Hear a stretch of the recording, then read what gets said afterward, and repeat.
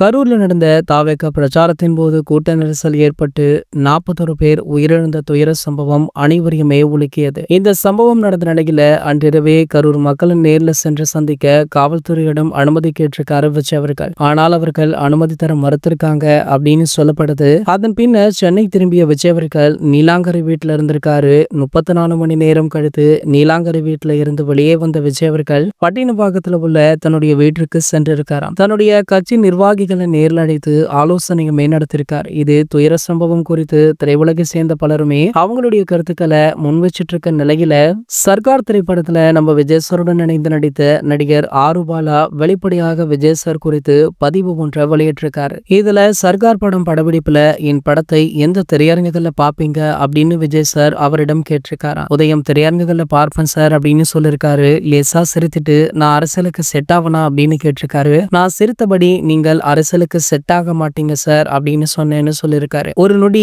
என்னுடைய முகத்தை உன்னிப்பாக கவனித்து விட்டு ஏன் அப்படி சொல்றீங்க அப்படின்னு தளபதி விஜய் அவர்கள் கேட்டிருக்காரா. உங்க மேல ஒரு கேஸ் கூட கிடையாது, கோடி கணக்குல கொள்ளையடிக்கிற மெடிக்கல் காலேஜ் இல்ல, உங்ககிட்ட ரவுடிசம் பண்ண ஆளே கிடையாது, இது எதுவுமே உங்ககிட்ட இல்ல, அதனால நீங்க அரசியலுக்கு செட் ஆக மாட்டீங்க சார் அப்படின்னு சொன்ன. லேசாக சிரித்து விட்டு மக்களுக்கு நல்லது செய்ய இதெல்லாம் தேவையில்லையே நண்பா அப்படின்னு சொல்லியிருக்காரா. ரொம்ப சென்சிட்டிவான மனிதர் அவர். இப்படி ஒரு நிகழ்வு அவருடைய மனதை மீளா துயரத்திற்கு கொண்டு சென்றிருக்கும் அப்படின்னு இவர் பேசிய இந்த வார்த்தைகளுமே தளபதி ரசிகர்கள் மத்தியில நல்ல வரவேற்பை பெற்றிருக்கு. அது மட்டும் இல்லாம தளபதி விஜய் அவர்களுக்கு பல பிரபலங்களுமே ஆதரவு தெரிவிச்சிட்டு இருக்க இந்த வேளையில தற்போது நடிகர் அஜித் அவர்களுடைய மனைவியான ஷாலினியுமே தாவேகா கட்சிக்கு ஆதரவாக பேசியிருப்பது பெரும் பரபரப்பை ஏற்படுத்தியிருக்கு. தொடர்ந்து இப்படி தாவேகா கட்சிக்கு பல ஆதரவுகள் குவிந்து வருது அப்படின்றதுமே குறிப்பிடத்தக்கது.